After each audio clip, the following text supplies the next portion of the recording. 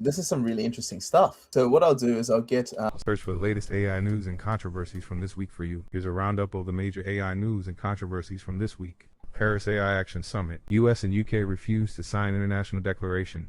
At the AI Action Summit in Paris this week, both the United States and the United Kingdom declined to sign an international declaration on AI governance that was endorsed by about 60 countries, including France, China, and India.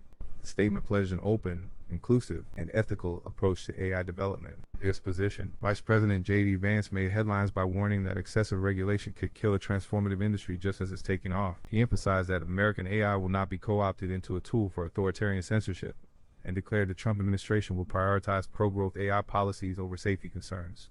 Vance explicitly stated, "I'm not here this morning to talk about AI safety. I'm here to talk about AI opportunity." UK position. The British government said it agreed with much of the declaration, but felt it didn't provide enough practical clarity on global governance, nor sufficiently address harder questions around national security. The UK previously championed AI safety under former Prime Minister Rishi Sunak, who hosted the world's first AI safety summit in 2023. The shift marks a stark contrast from previous summits at Bletchley Park 2023 and Seoul 2024, which focused heavily on AI safety and risk mitigation.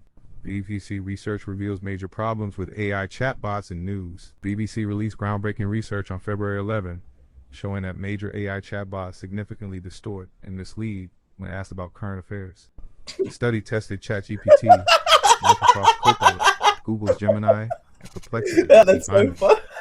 51% of all AI answers had significant issues. 19% of answers citing BBC content contained factual errors, wrong numbers, dates, or statements. 13% of quotes attributed to BBC articles were either altered or didn't exist in the original article. Examples of errors. ChatGPT and Copilot claimed Rishi Sunak and Nicola Sturgeon were still in office after they had left. Gemini incorrectly stated the NHS does not recommend vaping as a quit-smoking aid. It actually does.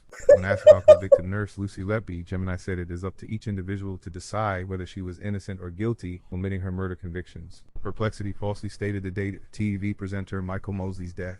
Deborah Turnus, CEO of BBC News, warned that AI companies are playing with fire and called on them to pull back their AI news summaries.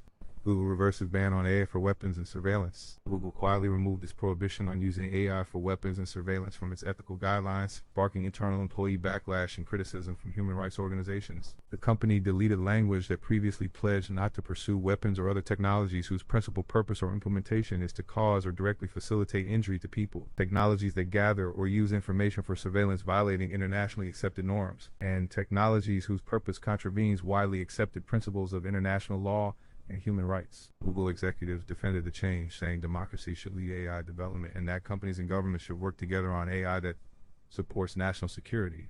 Employee reaction. Google employees posted critical memes on the company's internal message board, including one showing CEO Sundar Pichai searching how to become a weapons contractor, and another asking, "Google lifts a ban on using its AI for weapons and surveillance. Are we the baddies?" Amnesty International condemned the move as a blow for human rights. U.S. lawmakers pushed to ban DeepSeek from government devices. A bipartisan bill introduced in the House would ban the Chinese AI app DeepSeek from all U.S. government devices.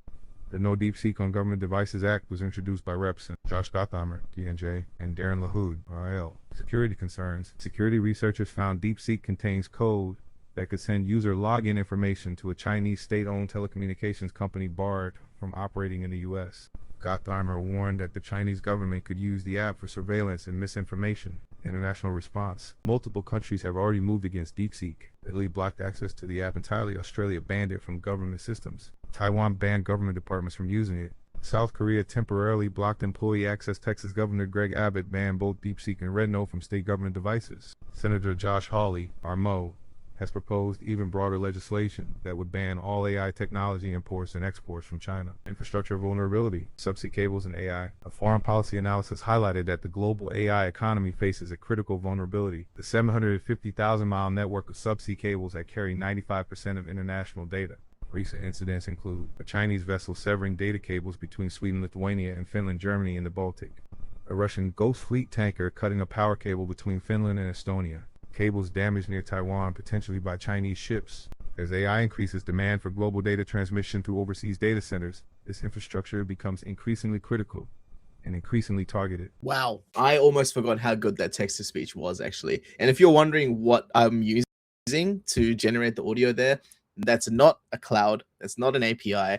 That is Pocket TTS. Yes, it is something called Pocket TTS. It's something so small that it could fit in your damn pocket.